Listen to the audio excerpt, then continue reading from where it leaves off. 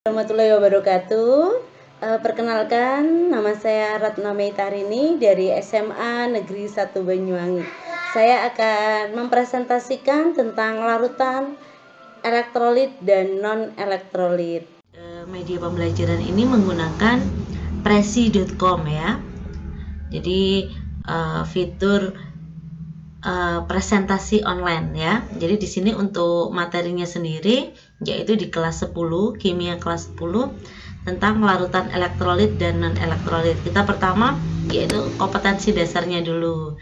Di sini kompetensi dasarnya yaitu 3.8, ini di aspek pengetahuan yaitu menganalisis sifat larutan berdasarkan daya hantar listriknya.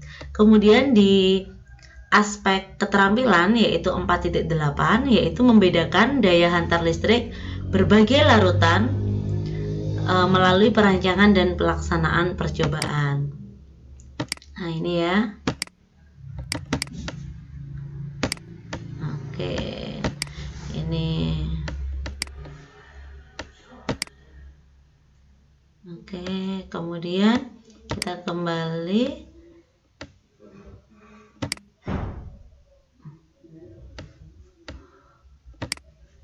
Kemudian yang kedua yaitu di daya hantar listriknya. Nah, di sini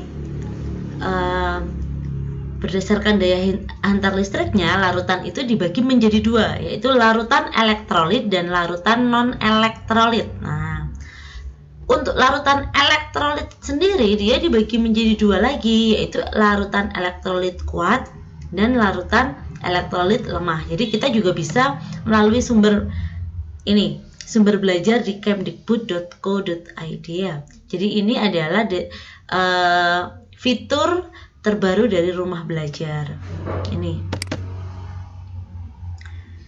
Jadi untuk larutan elektrolit kuat yaitu larutan yang dapat menghantarkan arus listrik. Biasanya di percobaan dia lampu menyala terang dan ada gelembung gas, jadi itu biasanya itu.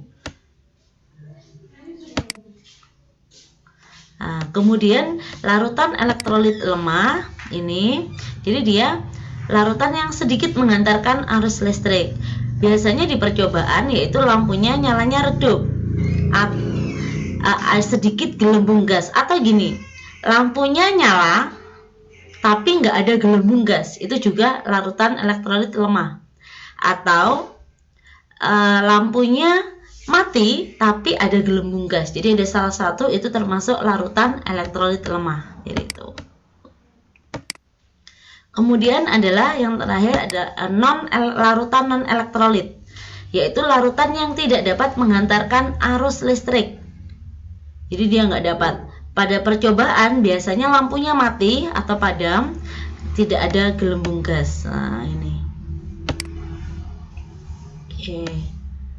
Ini ya. Jadi nanti kalian juga bisa melihat untuk percobaannya, praktikumnya di sini. sumber.belajar.kemdikbud.go.id ya.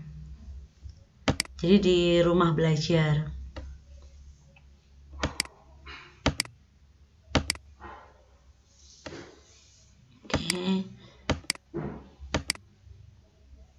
Ya maaf sebentar.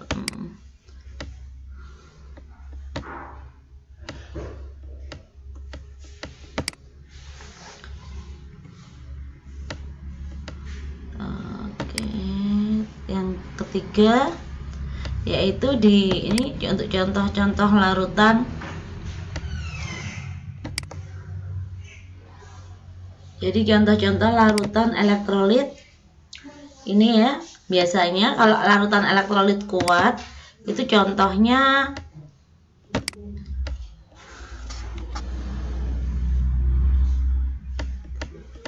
sebentar.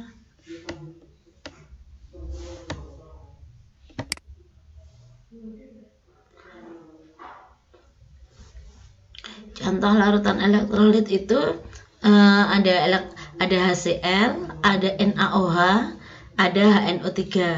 Kemudian untuk contoh larutan elektrolit lemah itu ada CH3COH, itu adalah asam cuka Kemudian H2S, asam sulfida, ini biasanya ada di gunung berapi. Kemudian ada NH3 yaitu amonia. Untuk contoh larutan non elektrolit yaitu C6H H12 ini ya, C6H12O6 ini adalah glukosa. H2O ini air, kemudian C22OH adalah alkohol. Jadi itu. Ini C6H12O6 ini saya salah ketik ini. Kemudian untuk contoh soalnya,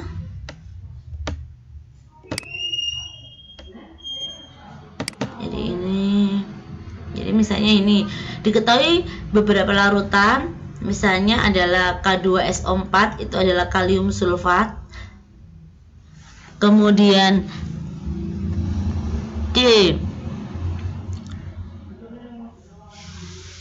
sebelah H22O11 adalah sukrosa, ini C2H5OH adalah etanol, KCl kalium klorida, NaOH adalah natrium hidroksida, NH3 amonia. Nah, manakah yang termasuk larutan elektrolit dan non elektrolit? Kemudian manakah yang termasuk elektrolit kuat dan elektrolit lemah? Jadi kita ini ya, dari percobaan juga bisa.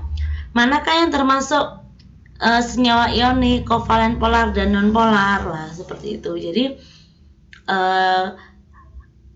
fitur ditambah kita untuk materi, kita bisa mengambil di rumah belajar ya, di Kemdikbud. Di situ juga ada laboratorium maya.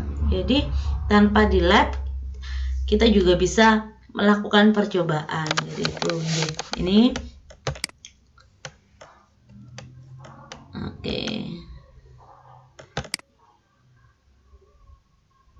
Oke, terima kasih ya.